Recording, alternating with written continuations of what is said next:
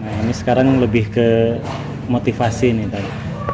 Gimana cara memotivasi diri atau ngelawan rasa malas ketika lagi nge-mall, terus waktu sholat jadi suka males nyari musola atau diantar-antar, atau lagi rapat, aduh kagok nih jadi nunda-nunda sholat. Ini gimana cara nge-motivasi dirinya nih? Almar'u ala dini khalilih, seseorang itu kata Nabi tergantung atau sangat dipengaruhi oleh siapa yang jadi temannya. Jadi kalau temennya orang yang seneng sholat duha, jalan kemana aja waktunya duha, berhenti dulu, gue pengen sholat duha gitu, itu ke bawah, akhirnya jadi habit. Kalau temennya seneng tilawah, kayak aku jalan sama Buni ya, Buni itu kalau jalan di pesawat atau di mana tuh dia tilawah terus, dan itu jadi bikin aku kayak ngerasa malu gitu kan. Oh kok dia aja tilawah, kok saya yang katanya ustadz kok malah tidur di pesawat gitu kan. Akhirnya ya tidur. Minimal muncul rasa malu dulu, terus besok-besok kayak diperbaiki pelan-pelan gitu. Dan itu memang benar sih kata Nabi, kita tuh gampang dipengaruhi, terutama oleh orang-orang yang kita kagumi, orang-orang yang mungkin kita masih respect sama dia, atau orang yang kita dekat sama dia, itu kita bisa dipengaruhi. Kayak selera makan aja bisa dipengaruhi loh. Dulu pas aku awal-awal ke Bandung, aku nggak suka makan makanan yang ada lalap-lalapnya kayak sayur-sayuran gitu, karena orang Aceh kan makannya santan, daging gitu kan. Makan sayur mentah tuh jarang. Nah, karena di sini teman-teman rata-rata makannya kayak gitu, terus keluarga juga makannya kayak gitu, akhirnya jadi biasa aja dan bisa menikmati. Terus dulu mungkin senangnya yang santan-santan, sekarang malah nggak senang lagi yang santan-santan. Dulu senangnya yang aromanya rempah, sekarang malah kayak gitu-gitu udah jadi aduh enak ya gitu.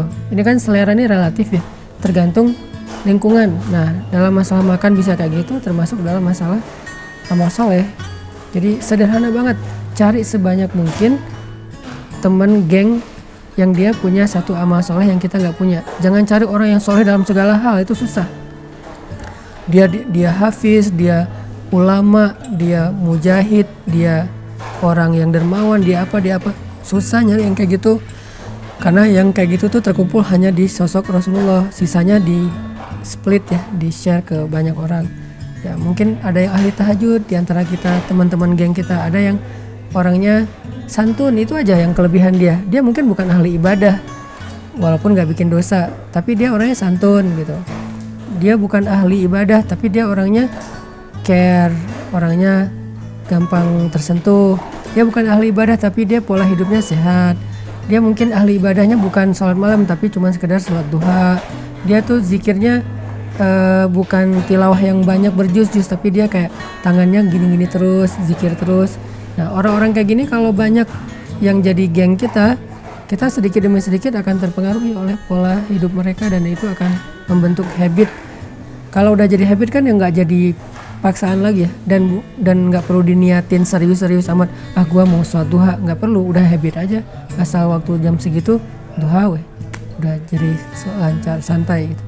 Sama kayak teman kita yang seneng baca, kita jadi ikut.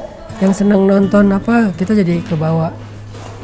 Ya kayak aku berteman sama Enong, dulu kan aku nggak kenal skateboard, tapi karena Enong seneng main skate, akhirnya aku jadi bukan terpaksa main skate, jadi ikut seneng gitu, kayak oh seru juga ya gitu.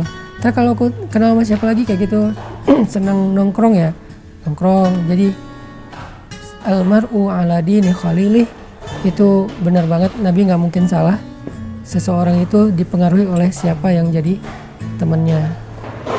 Jadi kalau mau nge-mall, usahakanlah ada 1-2 orang yang Ya, biasa ngejaga kalau sholat bisa kayak gitu ya. Makanya kita kalau sama teman-teman yang soleh itu, kalau perlu kita yang jaga dia untuk tetap jadi teman kita. Jangan gampang ilfil, jangan gampang bete. Mungkin dia nggak seru kayak yang lain, tapi dia yang jaga kita tentang urusan agama kita. Jadi jangan berharap dia bikin kita happy, fun, seru, kayak renyah gitu.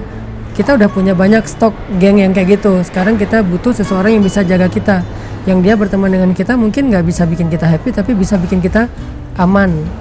Aku nggak bilang selamat ya, minimal aman lah. nggak sampai macam-macam gitu, terus tetap sesuai dengan koridor. Dia yang jagain kita. Kadang-kadang wajah dia nggak serak aja bikin kita ya udah deh nggak jadi deh gitu kan, gara-gara ekspresi dia. Nah, orang kayak gitu harus dijaga. Kalau